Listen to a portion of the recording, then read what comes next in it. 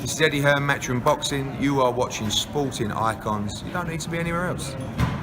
Okay, so Conor Benn, of course, he's just been cleared by the WBC, is now put his full attention on the British Boxing Board of Control. And he spoke to the Daily Mail and said this, where apparently he's meant to be suing them for around £3.5 million. We'll speak about that bit in a second. But his statement goes as such.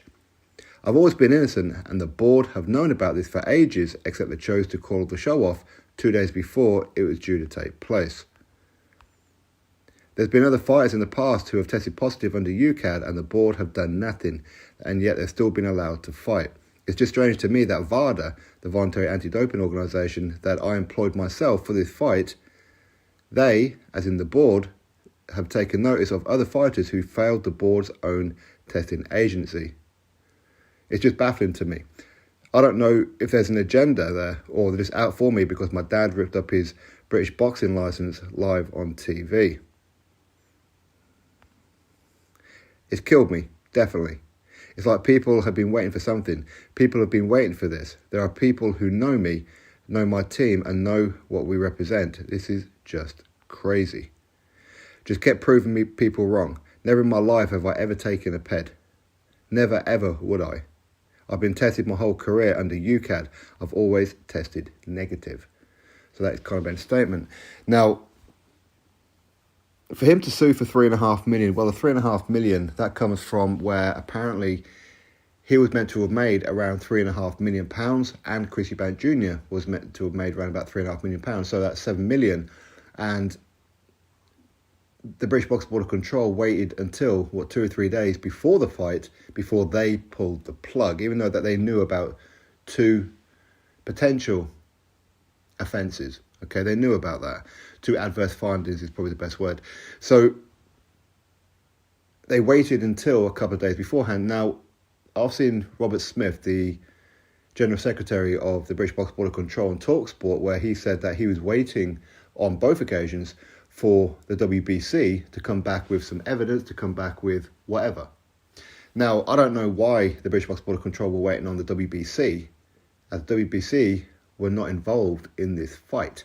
Now, understandably, the WBC work with VADA, okay? Conor Benn failed or had adverse findings on 2 VADA tests, but he passed all of UCAD. UCAD is what the British Boxing Board of Control recognise and use. They don't use VADA. So quite why the board were waiting on WBC when they are the ones who are called the British Boxing Board of Control. So they control British boxing, yet they took no control. And this is what I've been saying for a long time about the board, is that they seem to want to wait for everybody else. They don't seem to just make decisions. Adverse finding, the very first adverse finding that they had, they should have suspended Benn's licence and ordered an immediate investigation. That's what they should have done. Because the first test came through, or was taken, before Conor Benn had signed for the Chris Eubank Jr. fight. Apparently, again, according to Chris Eubank Jr. But that just, it appeared to be just brushed under the carpet. From the outside looking in, that's all we can do. And then a second test comes through, and there's an adverse finding on that one too. And rather than the board just do something about it and go, hang on a minute, there's 2 here. Right, we're definitely withdrawing ourselves from this fight. We're going to suspend the licence until this is investigated. They didn't do that. They were waiting on the WBC. Now, for him to, as in Conor Benn, for him to say how he employed VADA himself for this fight, well, we know that can't be true, can we? Now, unless there's something that I misunderstand here, because he's ranked in the top 15 of the WBC in the welterweight division. Chris Eubank Jr. at the time was ranked in the top 15 of WBC in the middleweight division. So if you're ranked in the top 15 of WBC, you have to be involved in VADA. It's not optional, it's compulsory. So I don't like it when he and Eddie Hearn say how they voluntarily employed VADA. No, you had no choice. They were there. Now, unless, of course, they paid for extra testing to ensure on testing, then okay. But that bit hasn't been clarified yet, so we don't know. But that said, if Conor Benn wins this case, I think you can pretty much see the end of the British Boxing Board of Control. I'm not too sure that they can afford $3.5 million in damages and still function. This could be the end of the British Boxing Board of Control. So what that would tell me is that one of two things. Either Conor Benn is doing this not because he's looking to sue the British Boxing Board of Control at all, but he's using it as a threatening tactic so the board go, okay, Conor, here's your licence back, you're free to fight in the UK. There could be that one. Or he is planning on suing the British Boxing Board of Control because he fully plans on closing them down. Now, that would have an immediate effect on probably 90% of professional boxers because they all have board licenses, right? So that would force the hand of a lot of boxers, trainers, managers, promoters, cut people, you name it, to have to find or go under the umbrella of another organisation. Could it be BBBA? Could it be I don't know, a new one?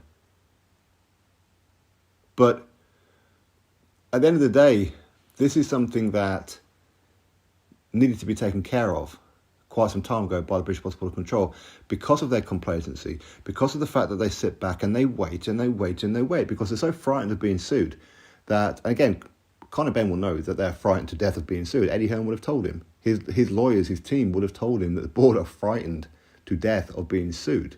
They are. But if he goes through with it and says, I don't care, I'm going to go through with it, and if he wins, the face of boxing changes in the United Kingdom. Changes.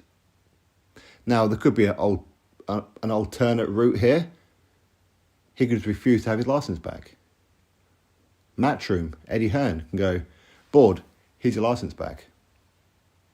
All the Matchroom fighters, here's your licence back. And it may have a knock-on effect of, say, Boxer, Ben Shalom, of Mick Hennessy Sports, of Frank Warren, Queensbury. Unlikely there, but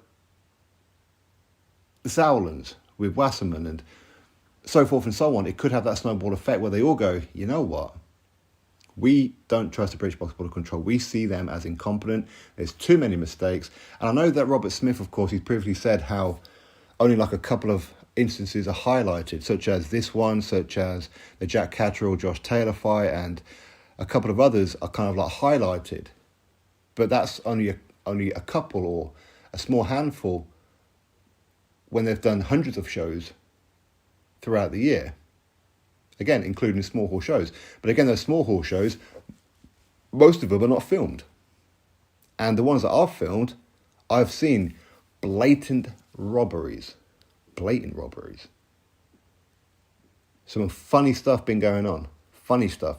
So, of course, that's not going to hit the headlines. And a lot of the small hall shows that other people, maybe that they don't record, will go under the radar. It will. But anyway, it's going to be interesting to see what Conor Benn does going forward. I feel it's a tactic to make them go, his licence back, which I think they're going to do anyway, because it's unlikely, in my opinion, that the British Boxing Board of Control are going to go complete opposite to what the WBC have ruled. As I said before, the board don't take control. The board don't lead. The board follows. What one will do, the board will surely follow. That's pretty much what they do. That's why they didn't pull the show between Savannah Marshall and Clarissa Shields when the Queen passed away. They waited for the Premier League to make their announcement before they did theirs. They're spineless. That's how I see them. Anyway, my thoughts. Drop me yours. Click comment or subscribe. Catch you next video.